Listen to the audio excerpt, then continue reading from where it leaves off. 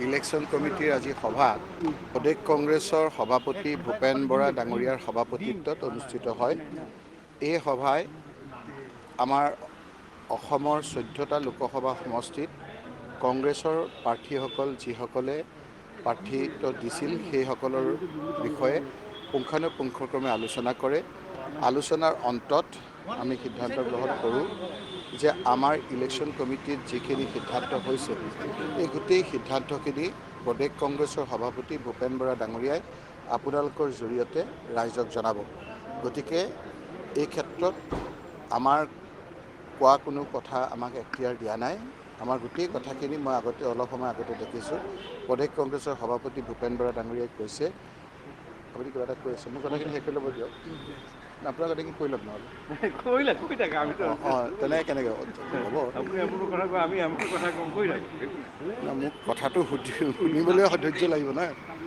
গতিকে প্ৰদেশ কংগ্ৰেছৰ সভাপতি ডাঙৰীয়াৰ যিখিনি কথা সেইখিনি আমাৰ কথা, ইয়াত আৰু কোনো যোগ কোনো বিয়োগ হোৱাৰ কথা নাই।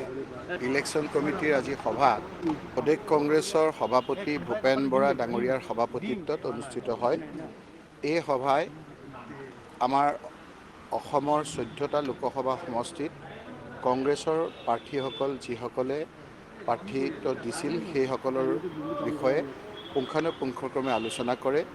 আলোচনাৰ অন্তত আমি সিদ্ধান্ত গ্ৰহণ কৰোঁ যে আমাৰ ইলেকশ্যন কমিটিত যিখিনি সিদ্ধান্ত হৈছে এই গোটেই সিদ্ধান্তখিনি প্ৰদেশ কংগ্ৰেছৰ সভাপতি ভূপেন বৰা ডাঙৰীয়াই আপোনালোকৰ জৰিয়তে ৰাইজক জনাব।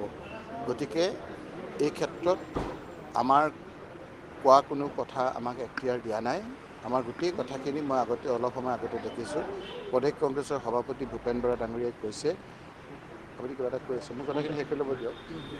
আপোনাৰ কথাখিনি কৈ লওক নহ'লে। তেনেকৈ কেনেকৈ হ'ব? মোক কথাটো শুনিবলৈ ধৈৰ্য লাগিব না। গতিকে প্ৰদেশ কংগ্ৰেছৰ সভাপতি ডাঙৰীয়াৰ যিখিনি কথা সেইখিনি আমাৰ কথা, ইয়াত আৰু কোনো যোগ কোনো বিয়োগ হোৱাৰ কথা নাই।